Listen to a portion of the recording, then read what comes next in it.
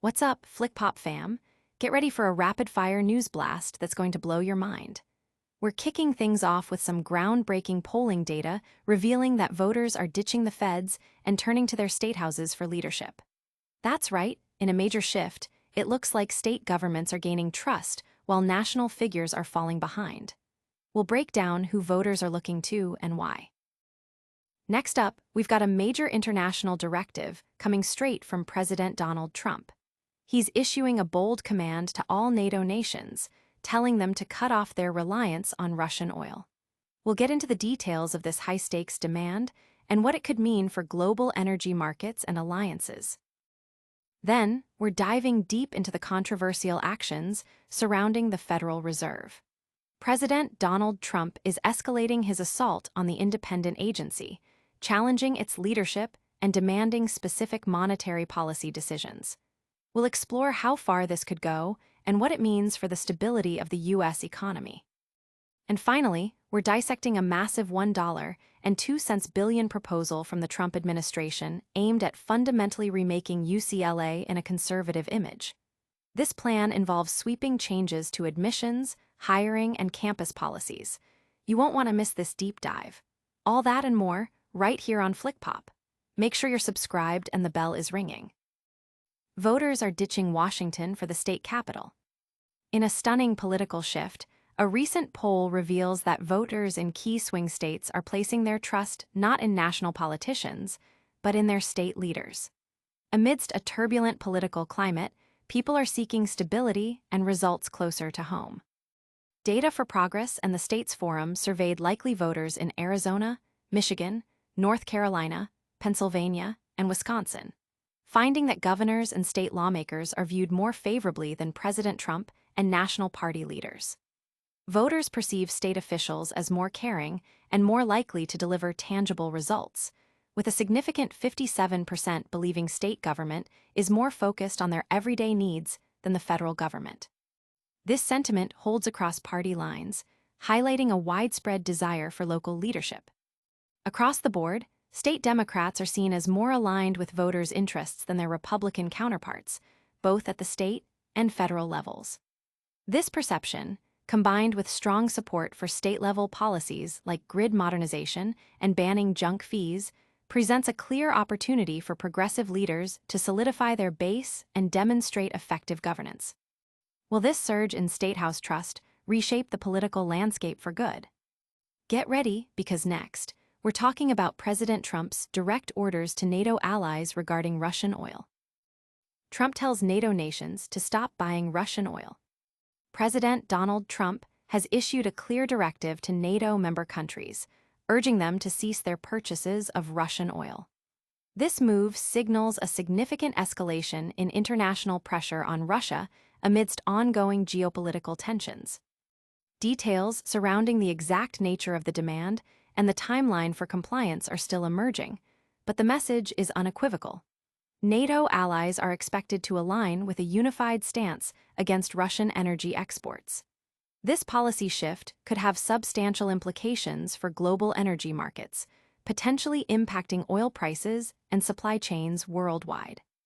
The directive underscores a broader strategy to isolate Russia economically and politically, leveraging the collective strength of the NATO alliance.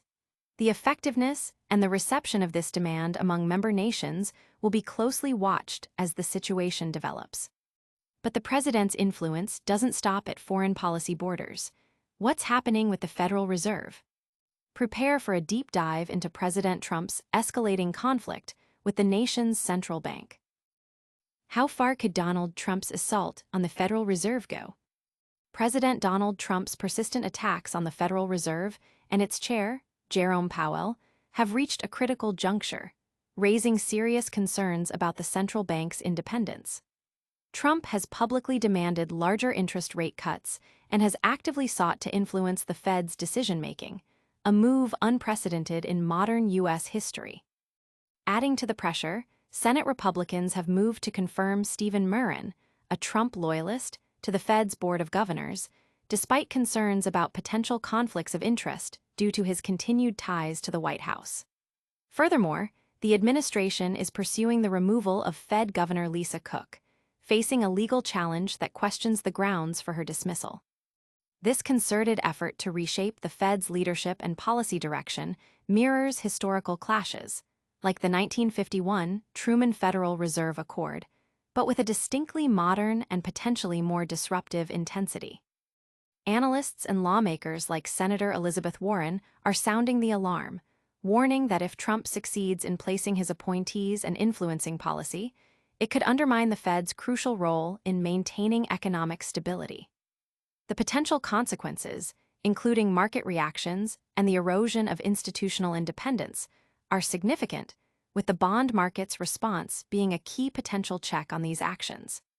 Will the Federal Reserve maintain its independence under this pressure? Stay tuned, because next, we're heading to a major university facing a radical overhaul proposal. Trump's $1.02 billion plan to reshape UCLA. The Trump administration has put forth a staggering $1.02 billion settlement proposal aimed at fundamentally altering UCLA's campus policies and practices, according to a review of the 28-page document.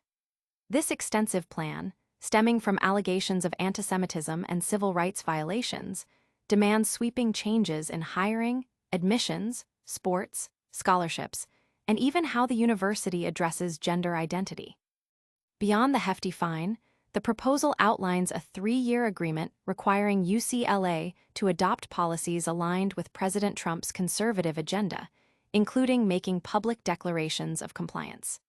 In return, the university could see the release of approximately $500 million in suspended research grants.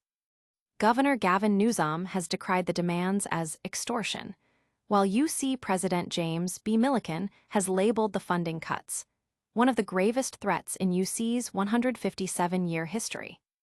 The proposal details specific mandates, such as banning gender-affirming care for minors at university medical centers, requiring UCLA to declare it does not recognize transgender people's gender identities in various campus contexts, and enforcing stricter limitations on protests.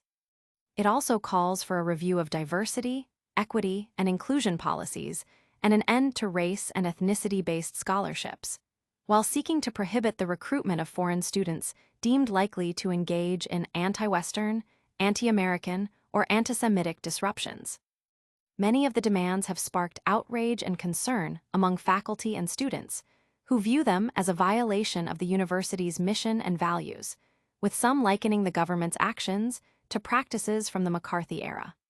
The university is currently engaged in negotiations with the Department of Justice, with key hearings and board meetings set to address the crisis.